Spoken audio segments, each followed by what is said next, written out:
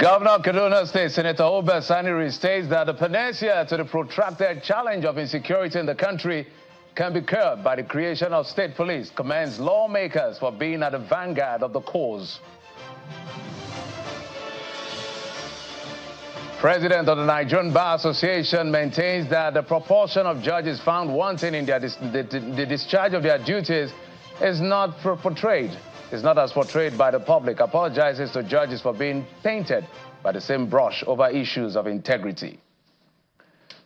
Hello and welcome to Politics Today, reaching you live from our global headquarters here in the nation's commercial nerve center, Lagos. As always, I will say our responsibility is to track the polity, and a couple of things happened today. So in quick succession, we will be bringing you up to date before we get to the conversation for today. So let's begin with the very first one, that the Senate has rejected a resolution seeking to oversight monies appropriated to previous service chiefs for the procurement of arms and ammunition.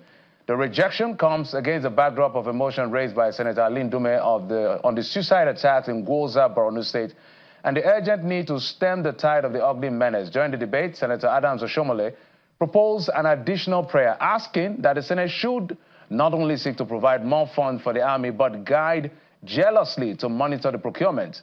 He said that it has become expedient owing to the activities of previous service chiefs, in his words or in his position, who rather than deploying public funds towards the purchase of security equipment and modern technology, diverted it towards building universities and purchasing yachts, allegedly. When put to a voice vote, majority of the lawmakers rejected the additional prayer. The Senate also urged that the federal government asks security agencies to curb or make concerted efforts in securing the hotspot inhabited by insurgents such as the Lake Chad region, Sambisa Forest, and Mandara Mountains. But that was not all that happened in the Senate. There is also a probe into issues of diesel and fuel that is across the country. But away from what happened in the Senate, students of the University of Benin staged a protest over a power outage that has been on for over 3 weeks, we understand. So this morning, they decided to stage a protest by blocking the outbound routes in the Lagos-Ibadan Expressway. Some students who spoke to Channels Television behind cameras say this stress has become unbearable for them. Now, as you can see, all vehicles were continuing their journey, but they were disrupted. The main gate of the school was on a total shutdown whilst the demonstration continued. Meanwhile, the early morning protest by the students of the University of Benin has been condemned by the Senate of the university. In a statement signed by the Pro-Chancellor of the university, the Senate decries the negative trend by the students shutting down the Lagos or Benin-Lagos Expressway anytime the students are having a protest. They describe it as unacceptable because it creates hardship for people who are traveling along the route, insisting the university seriously frowns at that development. On the demands by the students for a 24-hour uninterrupted power supply, the Senate describes such a demand as unrealistic against the backdrop of a monthly bill, according to them, of 25 million naira imposed on the university by the discos in that area.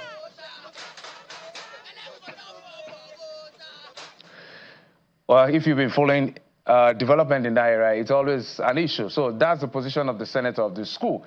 But let's move on now to other stories and things we're tracking in the polity. The president of the Nigerian Bar Association and senior advocate of Nigeria, Yakubu Maikiu, says it's unfair to conclude that all judges lack integrity due to the behavior of a few. He believes majority of the judges in the country are reputable and uphold the rule of law. So impugning on their integrity as a result of the conduct of some, he says is unacceptable. He also apologized to the judges on behalf of the bar.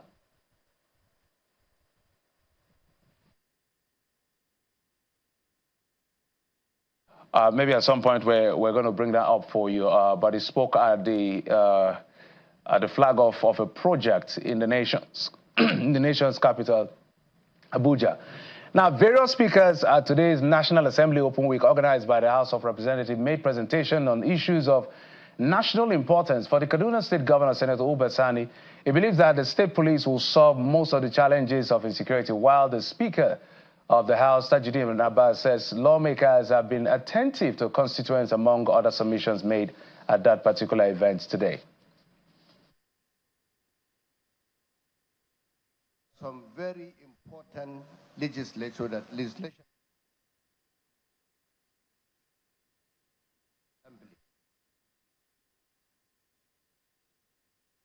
happy the House of Representatives are leading towards the effort for the creation of state police. For me, I think it's very important. Sitting here, one of the most important areas we need to look into is the issue of insecurity in our own country. And that can only be resolved if we all collectively agree that we must create state police in Nigeria. We have about 65% in some part of this country where you have over 65% of our people that are living below the poverty line.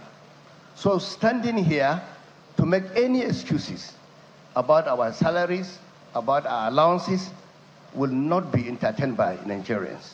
What we need to do is to reduce the level of poverty, level of unemployment, create jobs for our people, and most importantly, also try as much as possible to come with very robust legislation that can strengthen some of the institutions that need to be strengthened if we want to address this problem. I don't know whether they have increased it, Mr. Speaker, but when I was there, my salary was not up to 400,000 naira a month. So a young man in my constituency said, "What is this thing about number 4 in Nigeria? You mean this is your salary? I can even hire you to work for me." So, you see, even when we talk about the allowances that people think they are humongous, too much money. Mr. Speaker, forgive me, the House will forgive me. Let me say this, and I'm saying it because it is the truth. My allowances, everything as a speaker then, was 25 million naira. I don't know if Alhaji Atiku is here. He was my accountant. I asked him, open an account for this money because I know that this money is not mine. Expectation from the constituents, expectation even from the members that think, oh, you are first among equals, so you should have more than the equal. And honestly speaking, there was never a time I took 1 naira out of that account home. So it is not a take home. You can never take it home, no matter how stingy you are. We have made concerted efforts to listen to the voices of our constituents and reflect their aspirations in our legislative activities. Through town hall meetings, public hearings, and stakeholder engagements, we have ensured that the legislative process remains inclusive and participatory. Public petitions remains a powerful mechanism for the House to address grievances from the public. In the year under review, out of the 240 public petitions currently under investigation, a total of 40 cases have been closed. In contrast, 10 cases have been laid before the House for further consideration. By this, the House has shown that it is sensitive and responsive to the people's yearnings. All right. Part of our conversation is going to be about the state of the nation. You know, politicians will say a lot of things and how the outlook of the situation is as beautiful and all of that. But we'll probe further on the show today. But let's see whether we can get you the perspective of the NBA president when he was talking about not painting all the judges in one brush before we go to our political roundup stories. And the justices of this court for whom this is done, we apologize for so many other times, so many times that we have said things that were not true about your lordships, that we've castigated your lordships, and to say to your lordships that I had cause to describe your lordships as eagles, because that is who you are. And for your lordships to continue to remain focused in the dispensation of justice to the people, for us to exist as one nation, indivisible nation, your lordships must continue to be focused. And the way to be focused is not to mind the crows. Those crows are those little birds that perch on the back of eagle. The eagle does not mind them. All it does is that with its focus and purposefulness, it soars to an altitude. They get choked and suffocated. They get choked and they are suffocated, they fall off, and the eagle continues to do its own job. That is who you are. That is who you must continue to be, your lordships, for you to continue to perform that constitutional responsibility that you have come to do. All right, so those are some of the things that played out today, but let's bring you your political roundup stories.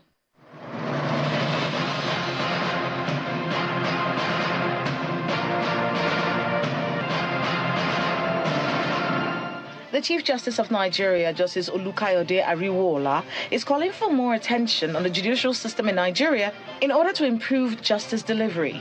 Justice Ariwoola made the call during the groundbreaking ceremony of the Court of Appeal Abuja Division.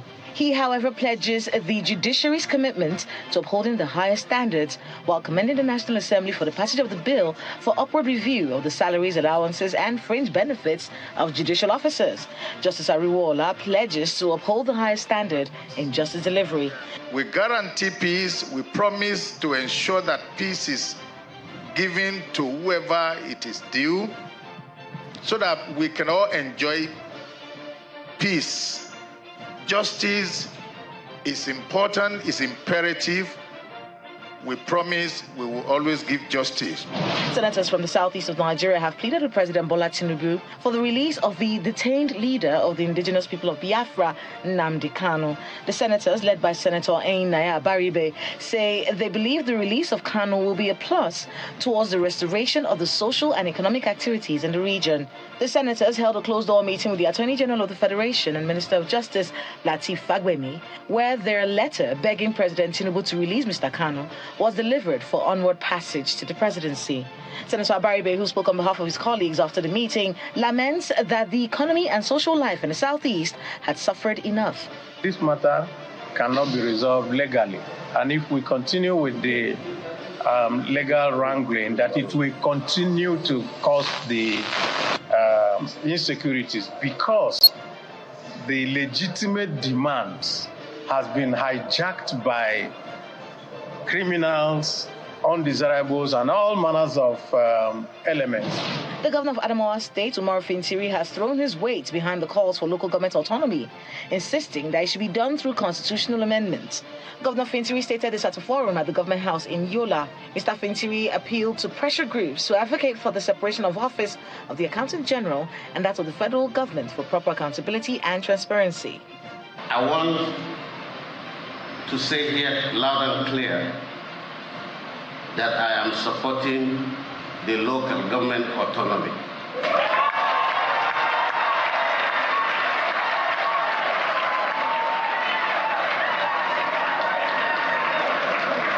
But the process should be through constitutional amendment. Meanwhile, the Enugu State chapter of the People's Democratic Party, PDP, has reacted to the statement from the Labour Party alleging political witch hunt in the trial and sentencing of the Labour Party House of Assembly candidate for Enugu South 1 state constituency in the 2023 general elections, Bright Ngene. Speaking at a news conference in Enugu, the state chairman of the PDP, Mr. Augustine, notes that the case file of the LP candidate filed before the Enugu South Magisterial District indicates that it is a matter of conspiracy and stealing and does not have anything to do with the electoral matters, and accuses the Labour Party of politicizing the matter. Against the backdrop of the rights of citizens to disagree with government policies, the House of Representatives is assuring Nigerians that their right to association and peaceful protest will be protected. Speaking at a meeting on enhancing citizens' participation and protecting dissent in Nigeria, the chairman House of Representatives Committee on Media and Public Affairs, Representative Akin Rotimi, says citizens have a constitutional right to dissent, but such rights must be exercised peacefully. Incumbent upon us to educate the younger generation about our history and the value of the freedoms they enjoy. By doing so, we can foster a greater appreciation for the democratic processes and the importance of active participation and dissent.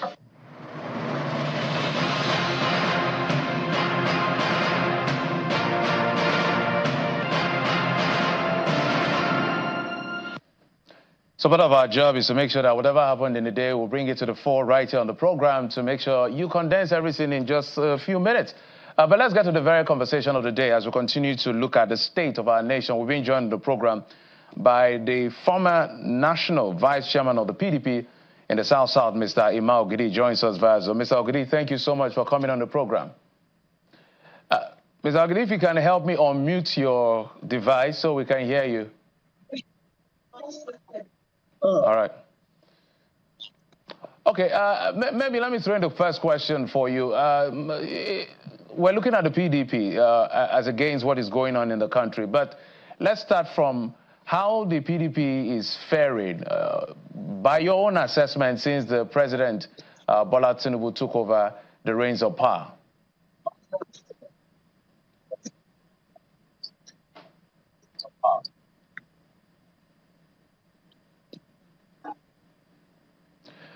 All right, Mr. Ogidi, can you hear me?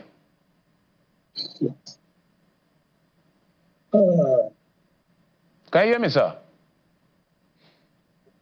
If you can hear me, and if you heard my question, maybe you can respond. Can you come back with your question? Okay, I was saying that... can you come back with your question, please? I was asking about your assessment of the how PDP has fared under President Bola Tinubu since he took over office.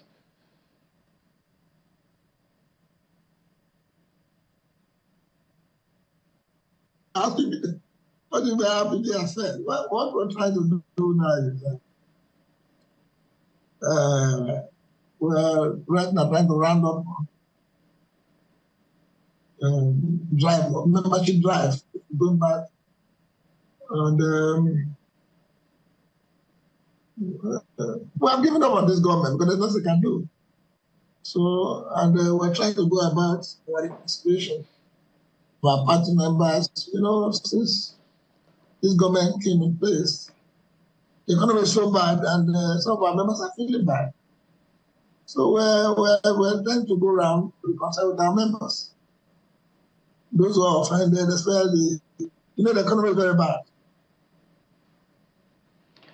Well, we're going to come to the issue of the economy, but I want to talk about the things that are in-house, first of all. A bit of housekeeping, if you will, before we talk about the bigger issues outside of the house. What do you know about it now? Okay. All right. So basically... what? Just hold on, sir. Do you think Nigerians are impressed by the kind of opposition the PDP has put up since President Bola Tinubu took over office?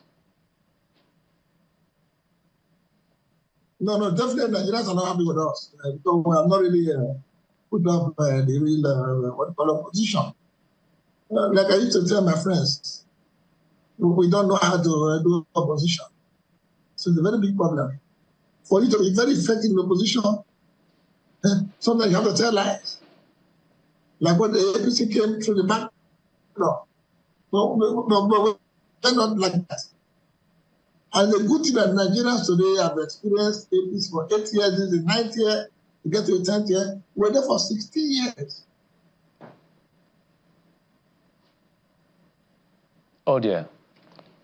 Ms. Ogidi, network connection being a bit of a challenge. Trying to have that conversation with Ms. Ogidi is the former national vice chairman of the PDP in the South, and we're discussing the state of the nation. But I wanted to start with him before we go to bigger or other issues on the position of the opposition, if you will, and how they've been faring under this administration and how well or not they've been doing as far as the job of opposition is concerned.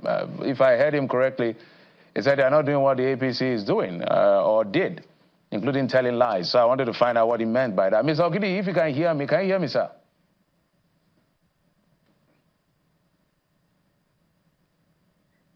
All right, so we'll go on this very short break to sort out our technical issue, and then we'll be right back. Stay with us.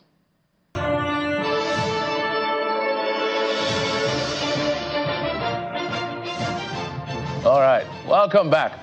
As soon as we try to connect again with our guest from Asaba, the former national vice chairman of PDP South, Ogidi, will get back to him because he was making some very important points as far as the issue of opposition politics is concerned. But let's move on to other issues. Part 2 of our conversation actually has to do with something that borders on a legal dimension, a political dimension, and even an ethnic dimension. It has to do with the validity of the increased wards in Warri South. In 1992, it was gazetted that the state's constituency 1 had 4 wards, And the state constituency too, that's Warri South State Constituency, has 6 wards as gazetted in 1992. But in 1996, NECON then, which is now INEC, reduced the wards in the Shekiri-dominated area, according to what we hear, by merging them with the Urhobos, while creating a new homogeneous ward for the Urhobos. So the wards increased from 10 to 12. The original 10 wards to 12 wards of the 2. Now, a situation in Shekiri is considered as gerrymandering, which is more like reducing, their composition in a way that is unconstitutional for them in their view. So they talk about the Ubeji as a ward and Obodo as a ward and others. There were 2 big wards that were merged together with other people, and then they formed a particular ward, and they're unhappy. They argue that Ubeji, for instance, could be as big as a local government.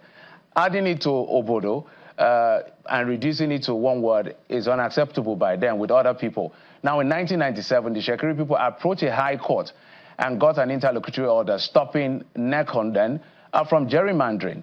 The electoral umpire went ahead with the decision.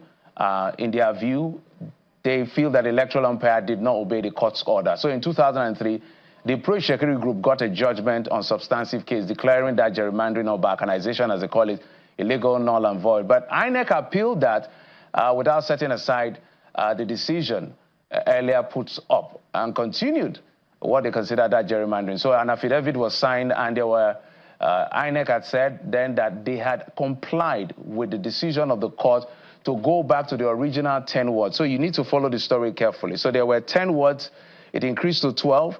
The Shekiri people disagreed because they feel they were unfairly treated. And then there was an appeal at some point, and which was, INEC actually appealed that particular case. And they dismissed that case after the Shekiri people won that case. Then Shekiri people began what they call the contempt proceeding. But it's a gamut of issue. There's another issue that has to do with delineation and delimiting from a Supreme Court judgment in 2022. So it's a gamut of issue that we want to make sense out of today on the program. So the big argument, if I want to paraphrase all that is said, is the fact that the Shekiri people are saying, no longer 12 wards. We don't want the 12 wards in the 2 constituency. We want it back to 10. Because in your increasing it to 12 wards, we were cheated. The big size of our area was destroyed or was reduced. So we don't agree. And now INEC wants to start the process of delimiting and delineation, which basically means boundary, positioning, and precision and all of that. So we're going to make sense of the situation. We're being joined in the program by Mr. Eric Omara, who is a legal practitioner. Mr. Eric Omara, thank you so much for coming on the program.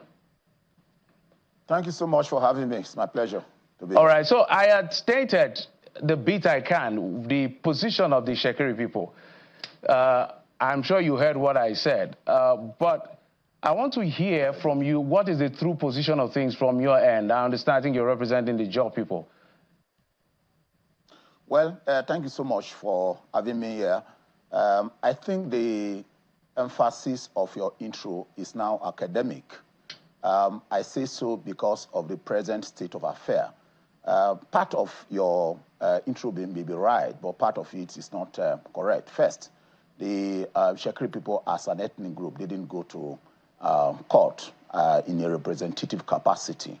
The case you referred to was instituted by Joseph Otumara, who was chairman of the Warri South local government area at that time, with some councillors in their personal capacity and in respect of the positions they were occupying, because they felt that the review that was done by NECON or INEC at that time would affect their position. So that led to the dispute over whether Warri South should be a 12 ward or 10 ward. And essentially what the court said was that the review was not done within the ambit of the law, in that INEC ought to have waited for 10 years between when the 10 wards were created up to, till the time 12 wards were created. So that was a controversy. But the narrative from INEC, which I've read, is that they have complied with it, in that that period that the court said they ought to have waited before creating the 12 wards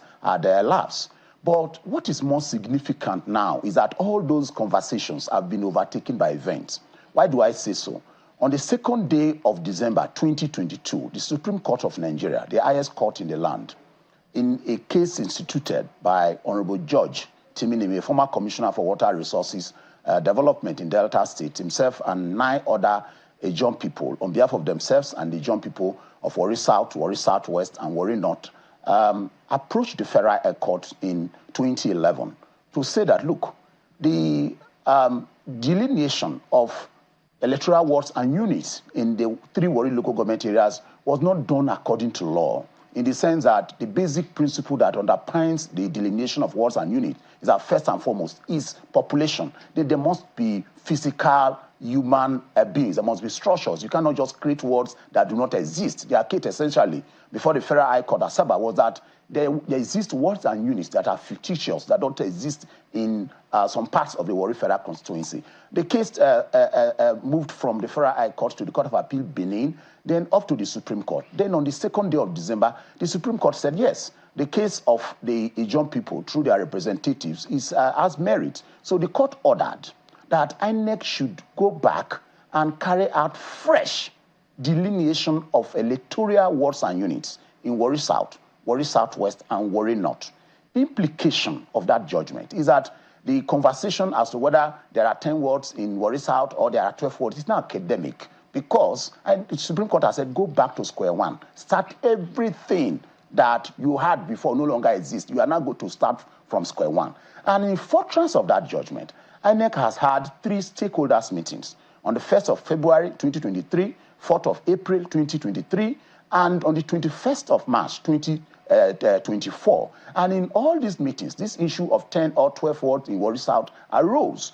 And the consensus of that, or the resolution arising, the understanding based on the Supreme Court judgment, is that the Supreme Court judgment has subsumed all these other arguments and judgment, because, of course, the Supreme Court is the highest court. So if the Supreme Court says, go and do new wards, so what is the argument about whether you have 10 or 12? It's academic. It's of no moment. Those who are raising it, they know, but for, when something has political undertone, people will argue. Mr. Murray, if I may butt in. The position at us today, as far as electoral wards and unit issues are concerned, is that there's a Supreme Court judgment that says INEC should go back and start the process afresh. So INEC is in the process of doing that exercise to the best of my knowledge. And in our stakeholders meetings, everybody had the understanding and left without any contest that the question of 10 or 11 wards in Warri South is now academic. If you feel that, for example, you were saying there's an argument that places like Obodo, Madino ought to be wards of their own, there's no problem. When the INEC team arrive, take them to those places, show them the evidence on ground. Because in the past, wards were created from offices, but now INEC has to go to the ground to ascertain what is on the ground based on the facts before wards will be created. So I don't think that the question of 10 or 12 ward is still an issue. It's no longer an issue. It's not academic. What is Mr. Murray, Mr. Murray, your position is that just a minute, Mr. Murray. Your position is that it is not an issue. But we had, I think, I can't remember his name now, Mr. Ari also, who came from the position of the Shekiri people and saying you cannot build on nothing. Yes. Your inference is based on the Supreme Court judgment. Their argument is the fact that there was a substantive judgment that says whatever was done in 1996 was wrong, which they challenged, and they got the judgment. They say, revert to that before. They said they are not against delineation or delimiting or anything of sort, because the Constitution is very clear on all those processes. But it has to revert back to what it was and gazetted before you can begin to fix. It's like trying to correct a foundation that is not properly laid. Isn't that the argument here? No. That argument does not stand. In the first place, there are hierarchies of courts in Nigeria. The Supreme Court is the highest court. And you made reference to foundation. The judgment of the Supreme Court is that all the foundations have been destroyed. There's no foundation anymore. So if all the foundations have been destroyed, all the foundations of electoral wards and units have been destroyed in all the 3 Warri local government areas, so what foundation are you still talking about? You see, this thing has nothing to do with law. It's common sense. Supreme Court said, go and do it fresh. The synonym for fresh is new. Go and build new foundation.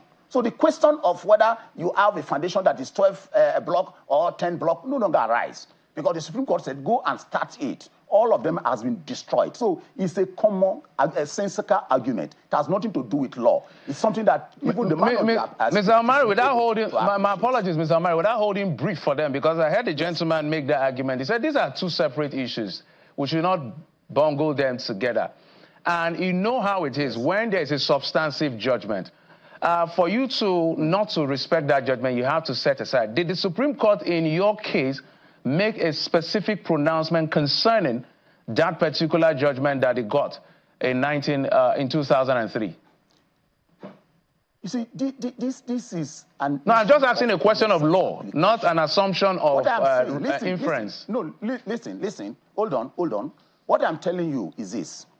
The Supreme Court is the highest court in the land. The Supreme Court has said, for example, that, look, Nigeria, you don't have states anymore.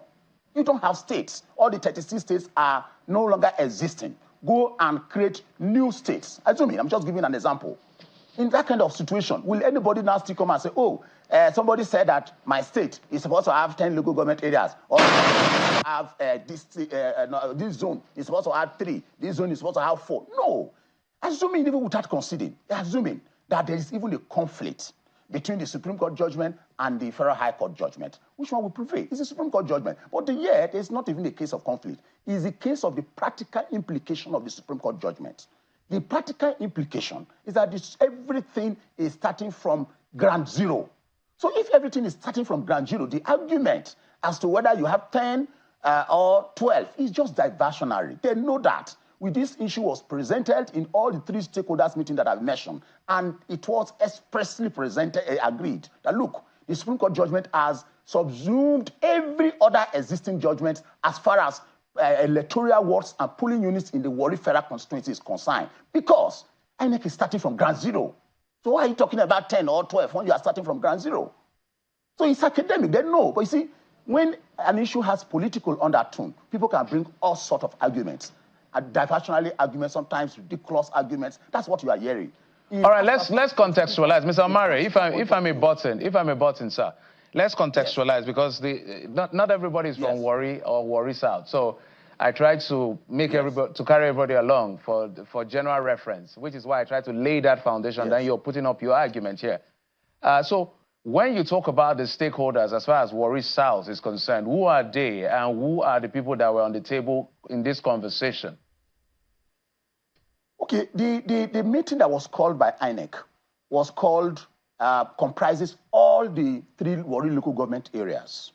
And in that meeting, the 3 ethnic groups constitute the 3 Warri local government areas: the Jones, the Chekris, and the Robos. And all these ethnic groups were represented. Now, in the last stakeholders meeting, INEC went further to invite youth leaders, women leaders, and traditional rulers. All the 3 ethnic groups were the traditional rulers of the 3 ethnic groups were represented by their accredited representatives who spoke in that meeting and expressed their commitment to cooperate with INEC. So all relevant stakeholders were represented in all the meetings, including the traditional rulers. Okay, so my other question will be, what in your view is really the bone of contention here? Well, like you mentioned in your intro, you talked about political angle, legal, and ethnic. I think that is more of politics. You know, electoral delineation is the foundation of the electoral process. So perhaps some people feel somewhere that it may not be business as usual. I wouldn't want to speculate, but it is political. It is because this delineation will review the reality on ground. What existed before now did not reflect the reality on ground. But this delineation that is about to be done in 2024, with the entire world looking, will reflect the reality on ground. And some people are uncomfortable with the reality coming. Mr. Omari, doesn't this portend another round of controversy in itself with what you're seeing? No, because everybody's making a position now. They are making their own position. You're making your own position. I think that's a wrong impression. First, The issue here is a Supreme Court ordered process. This is not the first time the Supreme Court of Nigeria has given a judgment on political matters. It doesn't matter. There was a case in Bayelsa where somebody who won an election was preparing to be sworn in. The Supreme Court said, no, you are not a validly elected governor. Everyone did not fall. This is not the first time. No, Mr. Amari. Is not driven by. Let me finish, please. Let me finish. The process is a court-ordered process. And in politics, it is usual for people to express such dissent. It has nothing to do with threatening security. Oh, no, there's no security issue anywhere. Warri is very safe. And I know, to the best of my knowledge, that the people of the area are looking enthusiastically forward to INEC coming to do the process, because that is the proper thing to be done. Amari, so the question of whether it's going to lead to controversy is not correct.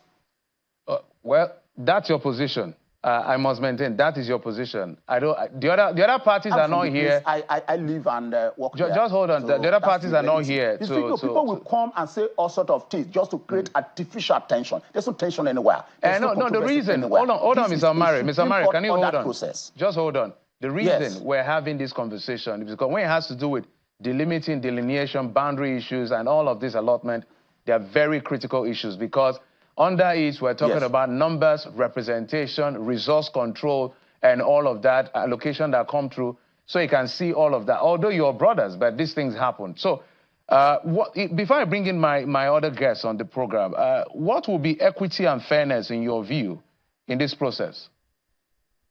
Okay, thank you so much for that question. That question is critical. Now, some people are protesting. The question is, why are they really protesting?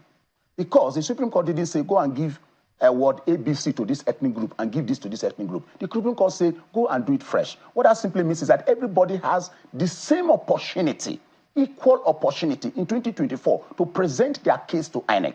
So why are some people afraid? So in my opinion, the only issue that should arise is for INEC to be transparent in the Supreme Court fresh delineation, ordered fresh delineation of wards. And as far as INEC is transparent and the delineation reflects the reality on ground, I don't think that there shouldn't be any issue. Anybody who is protesting outside the call for transparency, in my view, has ulterior motive, and that cannot prevail in 2024. All right, let's bring in the Deputy Director of ICT in INEC, Mr. Lawrence Bayode. He joins us from via Zoom. Mr. Bayode, thank you so much for coming on the program. Thank you so much for having me. Maybe before we get to other issues, I don't know, you can weigh in on this particular conversation about Warri South's constituency, where we understand that the delimiting and delineation will start pretty soon. But the argument has been that there are two cases involved here. One was the alteration that was done from the 1992 gazetted Constitution, and of course that was challenged and judgment was gotten. And there is this other one from the Supreme Court that the gentleman I'm speaking to is defending, saying every other thing is academic. Let's start afresh. So I needed your take on this. You're the one that will carry out this exercise, I guess so. I mean, INEC in this capacity. Yeah, I'm not the one to carry this, but like you said, the commission will carry out this exercise. But I would just like to add that the commission is a law-abiding organization. And I can tell you that the commission will abide by the judgment of the highest court of the land in carrying out this exercise.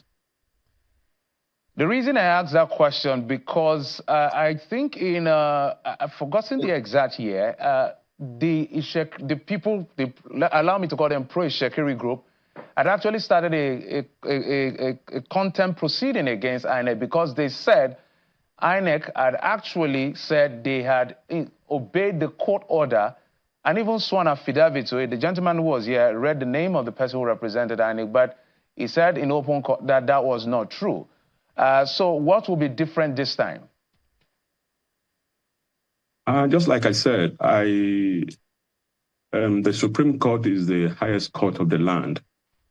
And if the Supreme Court has ruled on this matter, then INEC, as a law-abiding organization, we abide by the judgment of the Supreme Court. Let me go back to Mr. Omari and maybe let him go on. In your closing thought, Mr. Omari, before I get back to Mr. Bayode, who just came in, so we can speak to other issues before we wrap up the show. For you, is the government involved in making sure that this is done as much as possible so that after this, when you weigh the pros and the cons, the pros will outweigh the cons? Well, I think so, because in the stakeholders meeting that we have had, one of the things that INEC, without speaking for them, has done is that the senator representing Delta South is usually invited. It was represented at the last meeting. The member representing the House of Reps, Warri Federal Constituency, was at the meeting. The members of the House of Assembly, including the Speaker, who is from one of the constituencies, was at the meeting. So government is represented. The security agencies are always there to ensure that things are done without threat to peace. But again, let me also make this point. The issue here is 3 local government areas: Warri South, Warri Southwest, and Warri North. All these arguments that people are raising has to do with one of the local government area. And in that local government area, it's a contest between just 2 out of the 3 ethnic groups. So, in effect, the argument is even inconsequential to the entire process as ordered by the Supreme Court. The process involves all the 3 Warri local government areas and not Warri South. Warri South is just a segment of the entire process. That's one point. The second point is, you mentioned somebody saying they initiated a contempt proceeding. You see, those, like I said earlier, if it's not politically motivated, when you feel that somebody is in violation of a judgment of court, what do? You go to court to enforce it. But they are not adopting that approach. What they are doing is a media approach, just to blackmail, perhaps, INEC, so that they will not do what is proper. So, okay, Mr. Marek, there's really no issue. We're totally out of time. I think he was just stating what they did. So, my apologies. I think he was just stating what they did. The reason why we gave you the opportunity to come and air your view is because he's already come on air to talk about this already. I mean, from the pro-Shekiri end. So you're coming on this based on the 2022 Supreme Court judgment that we're talking about. I must thank you, legal practitioner, Mr. Eric Omari, for coming on the program. Thank you. All right, Mr. Bayode, let's come back to you and maybe leave the issue of the delimiting and delineation. You just decided to stay safe on this one, that you obey the court judgment from the highest courts in the land. But let's go on to a level of preparations ahead of the Edo election. Let's begin from there first. I had a conversation yesterday with CSO representative, and they are saying that what they envisage, there may be lower, turnout of voter than the previous years. Because last time the election held, I can remember clearly that about just 10% of the entire population of Edo State came out to decide who becomes their governor. Are you concerned about this as an electoral umpire? Yes, of course. The Commission is always concerned about the turnout at any point the Commission conducts an election. But on the Commission part, the Commission is doing its best. The voter education department is doing its best to ensure that information that is needed gets to the electorate to ensure that they turn up on the day of election. So we are doing our best. And just like I said earlier, because INEC is concerned each time election is held, when we have low turnout, we're also concerned. And at any point the Commission is conducting an election, the voter education department of the Commission is always on top of the game to ensure that information gets to the electorate that will make them go out on the day of election to vote for the candidate of their choice. All right, Mr. Bayode, one of the major parts of any electoral process, as we saw in 2023, is the transparency in the process. I'm happy you're the Deputy Director, ICT of INEC. So walk us through what is expected. We understand that some of the machines that were destroyed by the flood have been recovered. So are we following strictly some of the things we've had in the past, that electronic, we will vote with the BVAS and we'll have the IREV up and running and we'll see result real time? I want us to just walk us through that process and what we should be expecting, because our eyes and ears will be very strong on this election. Let me correct one impression. We are not voting with the BVAS. We are doing accreditation with the BVAS. the beavers is deployed to accredit voters on the day of election before they are allowed to cast their vote. And again, the beavers will also be used to upload the result at that level. INEC referred to that result form as Form EC8A. That beavers is used to capture that result after the poll, after the presiding officer has sorted, counted, and announced the result for a particular polling unit. The result is entered onto that form, the result sheet, Form EC8A. After he endorsed the result, the polling agent signed on that result. Then the beavers and device is also used to capture that signed and the endorsed result, and is uploaded to the high-ref. Again, I like to say here that the high-ref is not a collation system. It does not collate result. The high-ref is there to show the electorate that INEC is transparent in what it's doing. It's just for people, the public, to view the result of the election for a particular polling unit on the day. I understand perfectly how it works. Maybe I mixed up my words. We've been part of the electoral process for a while, so we understand the entire process. We're talking about integrity of the process this time. So you've mentioned, maybe explain further what you mean by it's not a collation system, it's just for people to see. And that people to see is almost as important as any other thing as far as elections are concerned, because that was a big deal in the last presidential election. You want to draw me back to the presidential election, but I think the commission had since released a report on that election. No, my question is, my question is, are we going to be seeing the result real time? Of course. That's what I mean. As soon as elections are over in all the polling units, and the presiding officer did what I just narrated earlier, the next thing is for the presiding officer to take the photo or to capture the photo of that form and transmit to the high-ref. If that polling unit, maybe that location is a blind spot, maybe there is no network for any particular network provider, then the system is designed. As soon as you leave that location and you are moving to the collation center, anywhere there is network, even before you get to the collation center, the system transmits the result to the high-ref. And as soon as the result gets to the high-ref, then it's there for the electorate to see the result. So as soon as the result is captured on that day, it's uploaded to the high-ref for people to see.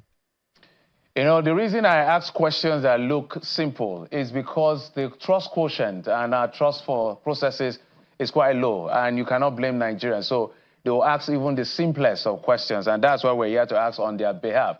But what is INEC doing to check some of the things we saw in Kogi, for instance, where we saw pre-filled results, and thank God alarm was raised, and, well, we haven't seen much in terms of prosecution and how that played out. Some of the malpractices that could either be carried out by the commission, some of the mischievous commission element, because we have them. We've seen them before, and the commission, I know, has spoken strongly about it. What other stronger action should we be expecting for any form of unlawfulness from anyone as far as the commission is concerned in this process? The commission does not support any staff, either ad hoc or its permanent staff, doing the wrong thing on the day of election. You know that when the issue of Kogi was raised on the day of that election, during the governorship election in Kogi, it was on the news what the commission did. Those who were, even though it may not be there, but that incident was investigated, and the commission did the needful. What was supposed to be done, commission did, and again we learn from every election. Why? Because the commission is a learning organization. We will learn from on the future elections. So what happened in Kogi about the pre-fill result, I don't think you will see such in the upcoming election in Edo and Ondo. Well, Mr. Boyede, there's a lot we know that can happen and that may happen, but we don't have the luxury of time to ask you how you will intervene. Maybe at some other conversation, some other day, we'll let you know what those things are, because these things will likely or may likely happen. Mr. Lawrence Boyede, Deputy Director, ICT, INEC, thank you so much, sir, for coming on the program. And that's it on the program. Thank you so much for your time. And, of course, your usual company, Jeffrey Uzoma. God bless the Federal Republic of Nigeria.